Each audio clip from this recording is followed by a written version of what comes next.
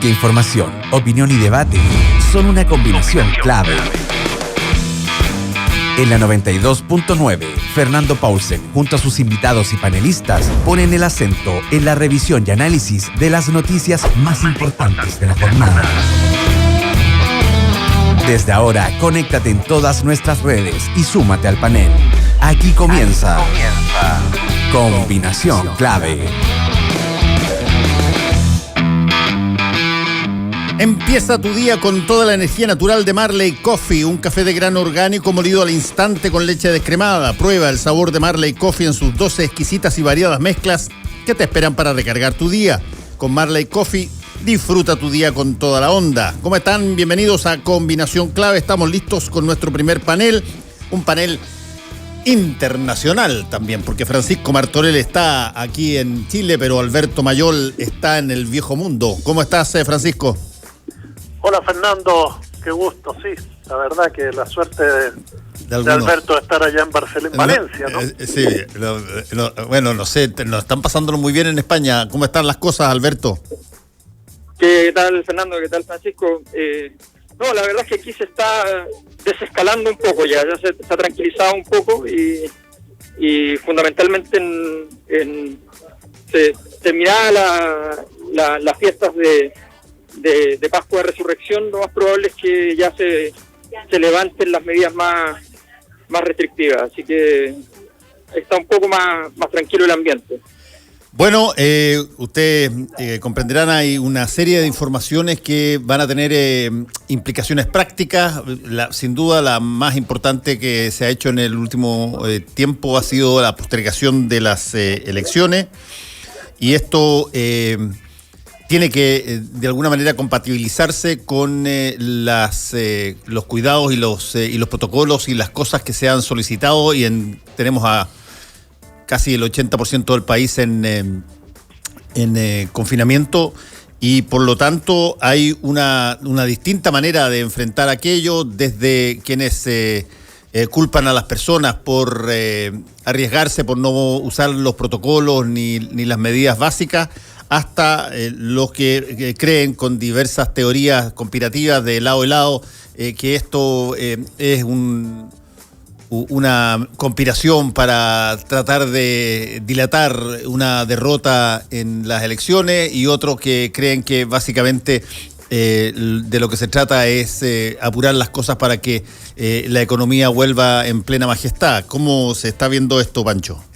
Yo creo que es un cóctel de todo eso, pero siempre recuerdo una frase de una epidemióloga, no sé si era Muriel Ramírez, quien nos dijo una vez que los chilenos no eran tontos, los chilenos querían cuidarse, sabían el daño y lo grave que era enfermarse de COVID, pero que necesitaban las condiciones para hacerlo. Yo creo que en esta coctelera, donde uno mete economía, política, elecciones, cuestiones sociales, etcétera, aparece ese fenómeno como fundamental. Es decir, el chileno usa mascarilla.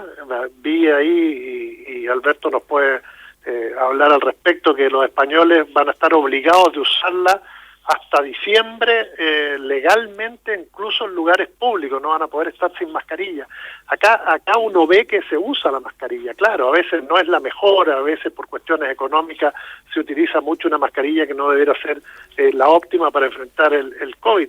Pero también hay un intento de distanciamiento. Obviamente que hay gente que no cumple con los protocolos, hay otros que van a fiestas, pero creo que la gran mayoría de los chilenos quiere cuidarse y necesita el apoyo para hacerlo. Yo creo que si la postergación de las elecciones, como se planteó ahora, no va acompañada de medidas más estrictas en el sentido de los permisos, que tiene que ver con la cuestión laboral y que habla de la economía, ayuda social para que los que tienen que trabajar puedan hacerlo desde sus casas o no hacerlo directamente y suspender ciertas actividades, creo que es fundamental.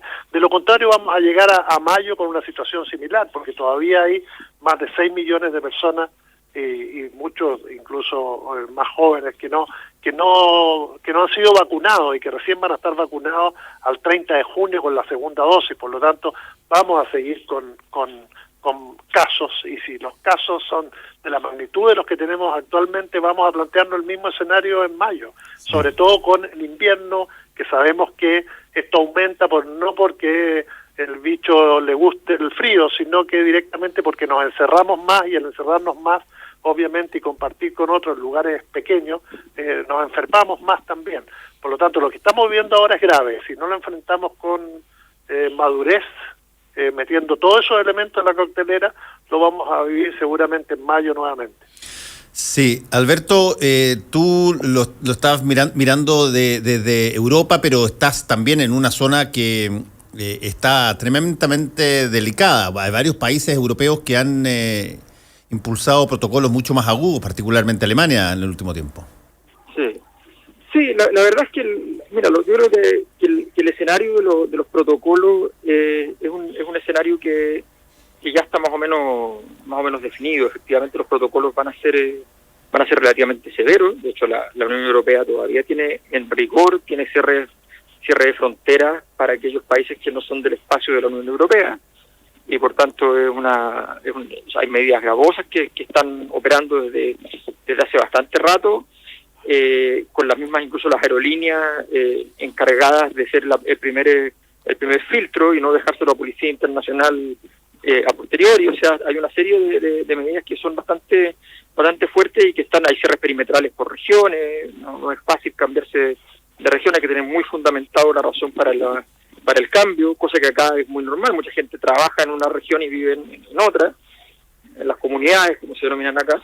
Entonces, efectivamente, yo creo que está bastante definido. Ahora, yo creo que el fenómeno de fondo que está pasando en todas partes es que, de alguna manera, toda esta lógica de los protocolos, en muchos lugares tiende a chocar con una época que descree y descree radicalmente de la autoridad.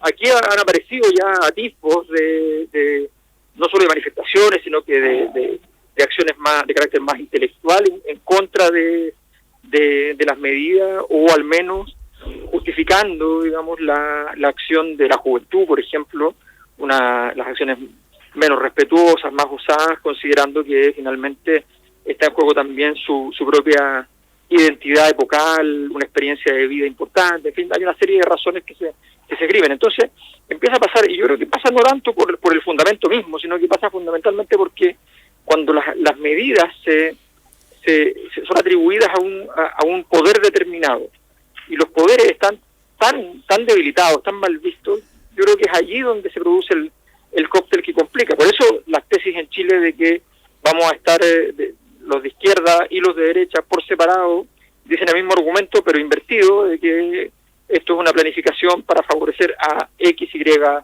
o Z. Sí. O sea, la verdad es que no hay razones para beneficio para uno, hay razones para beneficio para otro. No tiene mucho sentido ponerse a pensar en el ajuste sencillo que habría que hacer para poder entender quién se beneficia con la postergación de las elecciones. Sí. Pero en eso se está. Entonces yo creo que hay una sensación, un clima ambiente de que esto es agobiante, y de que ese agobio tiene mucha responsabilidad el poder. De hecho, muchas veces me ha tocado, cuando uno compara la prensa Chile-España, por ejemplo, que las críticas que se le señalan a las autoridades chilenas son iguales que, por parte de la izquierda, son iguales que las críticas que se señalan a la derecha sobre las autoridades españolas, y solo que invertidas en ideología, o a veces, porque por ejemplo acá se le critica mucho que estaba poniendo en juego el parlamentarismo a Sánchez, y bueno, y en Chile se critica a Piñera que está poniendo en juego el presidencialismo. Entonces, en el fondo, hay una estructura que se mantiene. Yo creo que eso normalmente tiene un nombre en sociología, y es el malestar. Sí, ahora hay cosas que probablemente hacen que nosotros tengamos una particular visión del futuro respecto de esta pandemia, porque a diferencia de muchos otros países, nosotros tenemos un proceso constituyente que, entre otras cosas, tiene la potestad, si es que se consigue las mayorías necesarias, de cambiar la forma en que se distribuye el poder. Y por lo tanto, cuando hay, y ese es un argumento para que los que ven conspiraciones en todo, digan, mira, aquí lo que se está tratando de hacer es evitar que, por ejemplo, vengan regiones más potentes, haya poder diseminado a través de distintas organizaciones regionales, por ejemplo, lo que tú dijiste, se cambie esta verticalidad absoluta del presidencialismo hacia algo un poquitito más compartido, como un semipresidencialismo, en fin, una cosa así. Determinadas cosas que son consideradas patrimonios de pocos, eventualmente pueden ser compartidas en mucho más grado. Estoy hablando del agua, estoy hablando de los derechos, de un montón de otras cosas, y por lo tanto, como existe materialmente el evento que va a hacer que un grupo de chilenos escogidos por otros chilenos revisen la forma de distribuir el poder en el país, bueno, las teorías conspiratoriales aquí están a la orden del día, Pancho. Sí, yo estoy de acuerdo y creo que cada sector en distintas ocasiones, aunque se trate de catástrofe y tragedia, trata de llevar agua a su molino, y eso está dentro de lo legítimo incluso de la lucha política. Pero creo que en este caso concreto, si uno analiza que había un clamor de un sector importante de la ciencia, de los expertos, de que se tomaran medidas como la suspensión de los comicios, y esta además va a ocurrir dentro de un mes, creo que más allá de eso no debiera uno pensar que acá hay un intento de obstaculizar el proceso constituyente.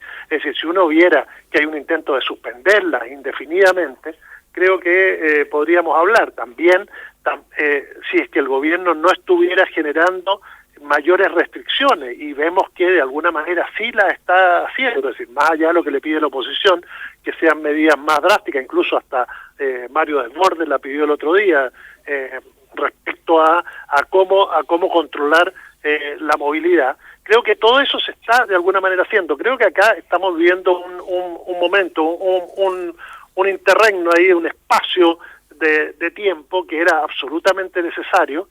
Vamos a ver si a mayo llegamos bien para que se hagan esas elecciones, y el proceso constituyente debiera comenzar normalmente en los próximos meses. Y ahí, obviamente, no sé a quién puede favorecer. También podemos decir que el proceso vacunatorio podría haber llevado algo de favor al gobierno y al oficialismo. Sin embargo, esto que está pasando, por otro lado, hace que pierde ese favoritismo. Si se van a aprovechar o no las campañas electorales, si el hecho del dinero y las campañas que están pagadas, que generalmente el que más está gastando es el oficialismo, va a favorecer a ese sector para las elecciones de mayo. Habría que tomar distintos factores, pero creo que es un periodo muy corto como para que haya un cambio de mentalidad o de decisión de voto finalmente con esta ofertazo que tenemos de candidatos, que yo creo que es el gran misterio. ¿Qué va a pasar con los independientes? ¿A quién va a favorecer?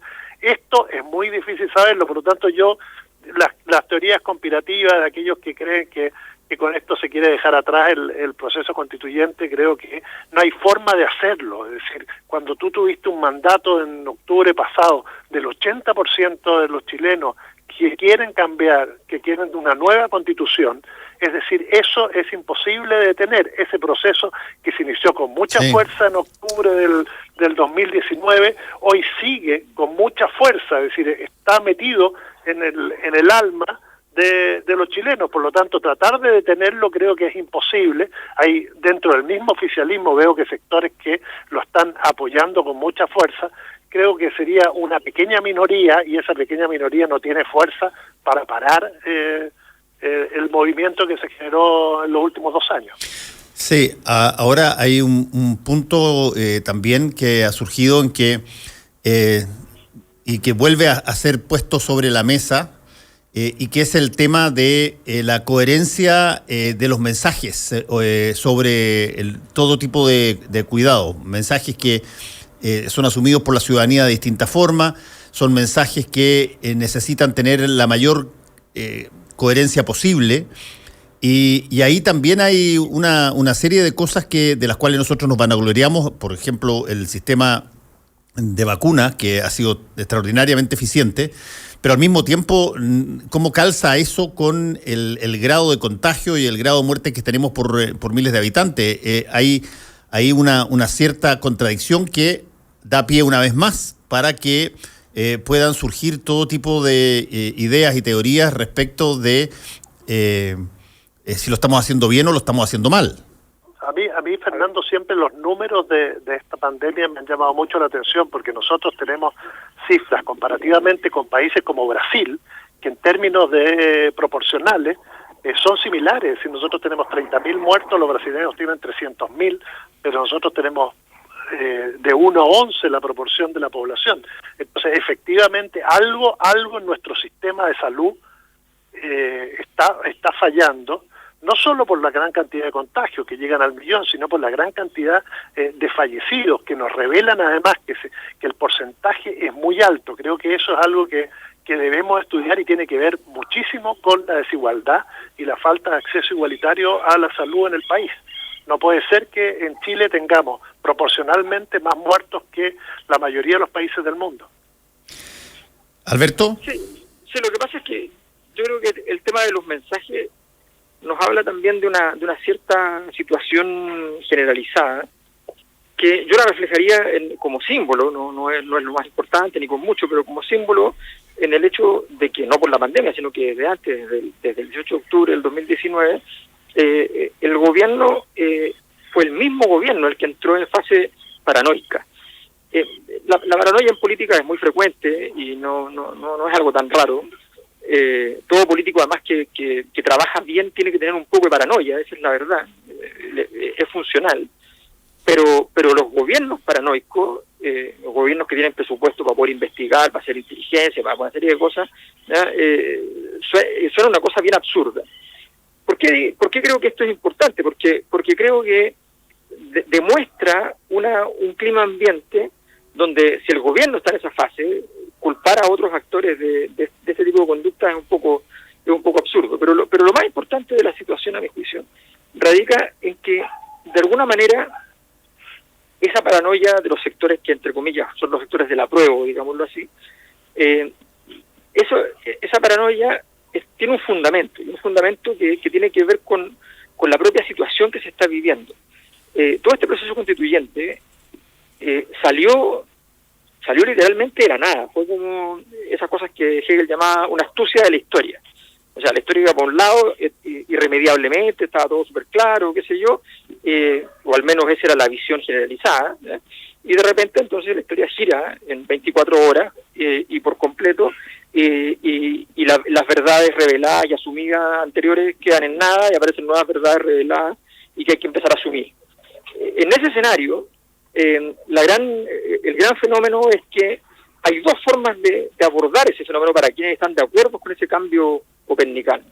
Una es que tú tengas más o menos claro dónde estás parado y hacia dónde quieres ir, y por tanto tienes condiciones para conducir el proyecto y el proceso que viene. Y la otra condición es cuando tú no sabes dónde estás parado, en términos tácticos, estratégicos, en el escenario político, y no tienes muy claro dónde hay que ir. O tienes claro un par de titulares, pero no tienes un proyecto armado propiamente tal, un proyecto político.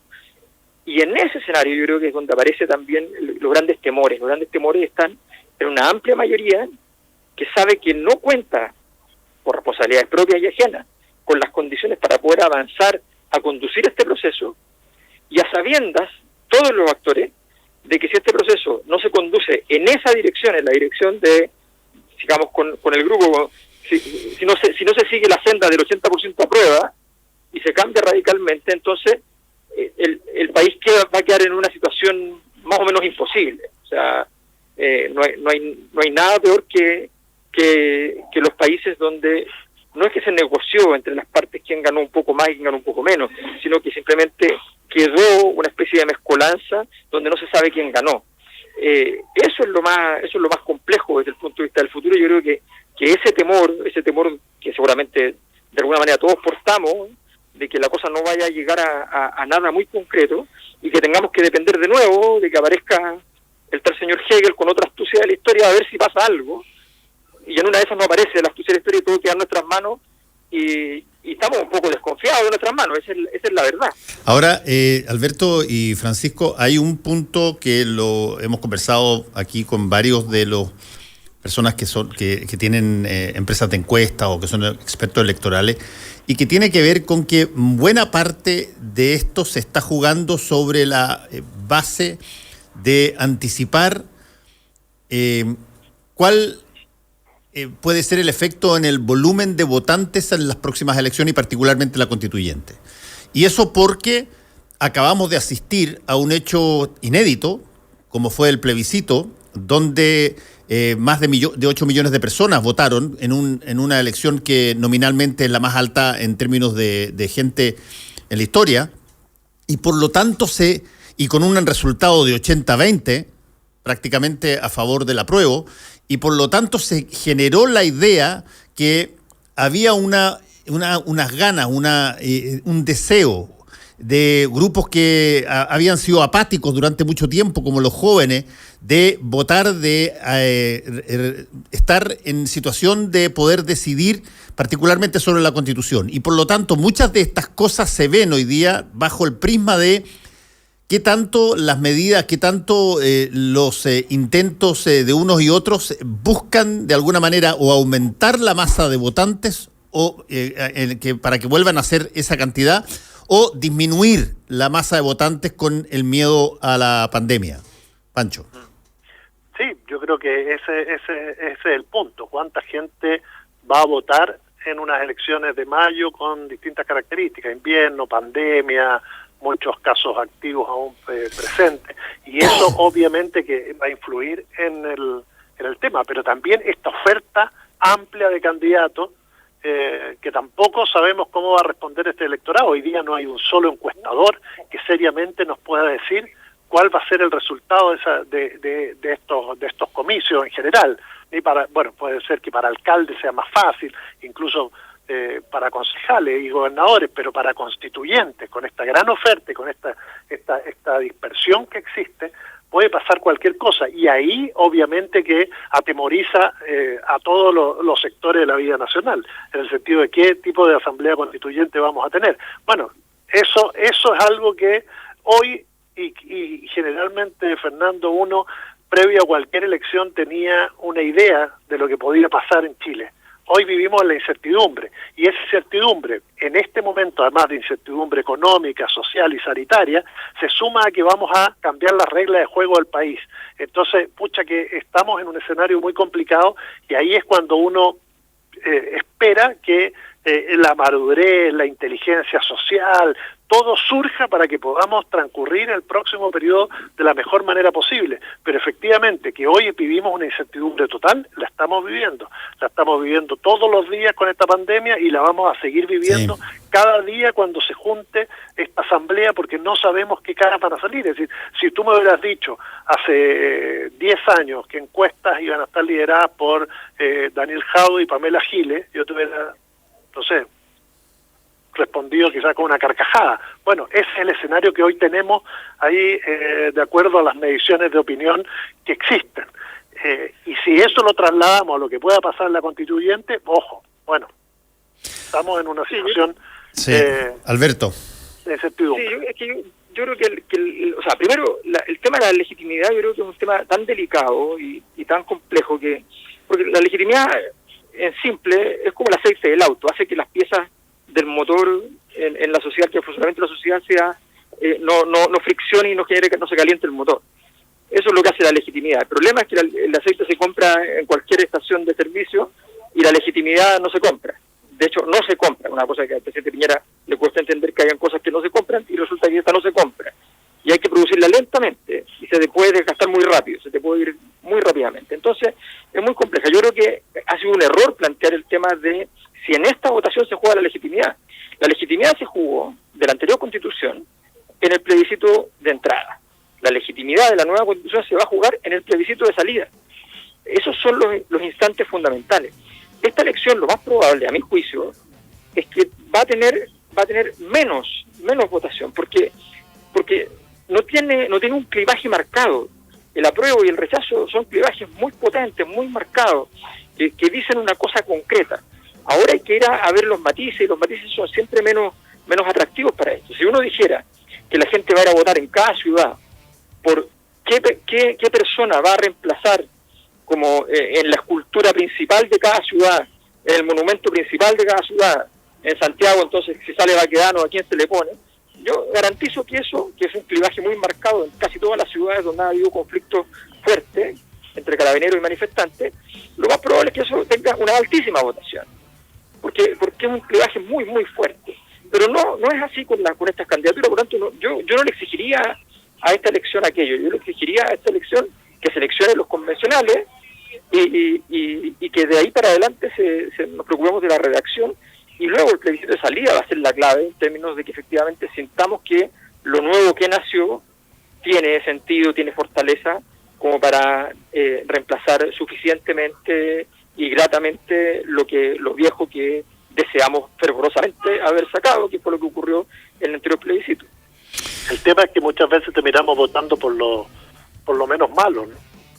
Y ante la amenaza de que siga la Constitución del 80, absolutamente ilegítima,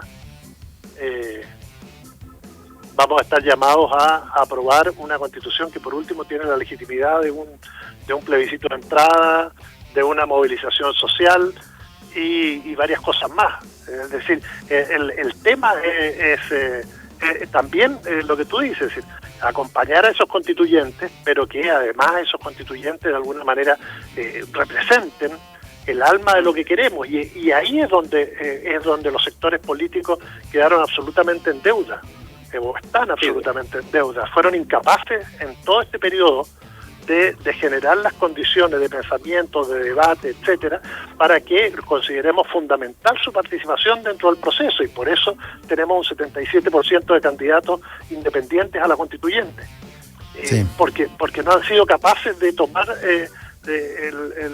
las expectativas ciudadanas y llevarlas a cabo en algo más concreto. Esa deuda, esa responsabilidad de incumplimiento de los partidos políticos es la que nos puede jugar una muy mala pasada en este periodo que estamos viviendo. Es decir, si uno dice, este era el mejor momento para cambiar la Constitución en Chile, con lo que teníamos, al parecer no.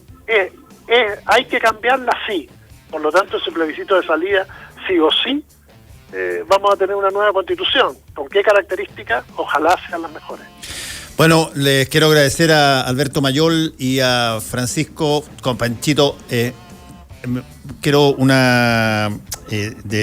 decir que aquí está puesta buena parte de la fuerza que yo tengo la impresión que la gente, como alguno de ustedes dijo, es mucho menos tonta de lo que se cree, es mucho menos culpable de las cosas que a veces se le imputan, porque las condicionantes que tienen un porcentaje muy alto de las personas obligan a buena parte de ellas a tener que ir a buscar sustento diario, y eso se hace a través de transporte público, a través de ferias, teniendo que aglomerarse de pronto en determinadas circunstancias.